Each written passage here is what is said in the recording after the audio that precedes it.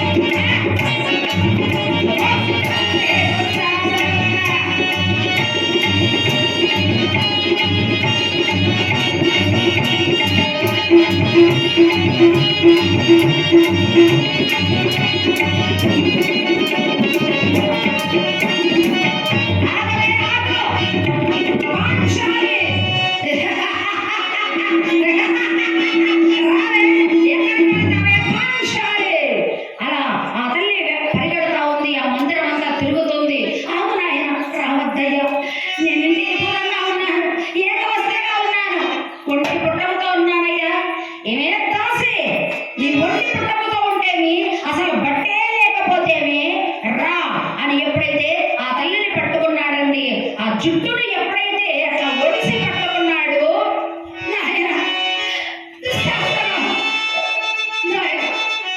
మర్ది పట్టే కొడుకుగా సమానం అంటారయ్యా. కాబట్టి రాజసూయ యాగం చేసి మరి నా పంచ వస్తువులతో స్నానం చేసినటువంటి తడిచినటువంటి కురులు ఇవి. రాజసూయ యాగం చేసిన తర్వాత ఈ కురులు పట్టుకోకూడదయ్యా. ఇవి సామాన్యమైనటువంటి కురులు కాదు, సాక్షాత్తు యమధర్మరాజు గారి చేతిలో ఉన్నటువంటి యమపాశాన్ని పట్టుకున్నావు నువ్వు.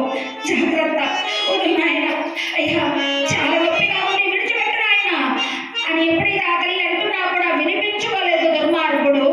ఆ తల్లి కురులు బారుగా ఉంటాయి, ఒక్కసారి జల్లుమని అట్లా పట్టుకోగానే ఊడిపడ్డాయంటే మొత్తం ఆ కొప్పు ఊడిపోయింది ఆ తల్లి కురులు. ఎప్పుడైతే అలా కురులు ఊడి అలా విరబోసుకున్నటువంటి ఆ తల్లలో ఆ తల్లి యొక్క కుర్రను ఒక్కసారి 3 చుట్లు అలా చేతికి తిప్పుకొని వెనేసుకొని అలా లాక్కుని వస్తుంది.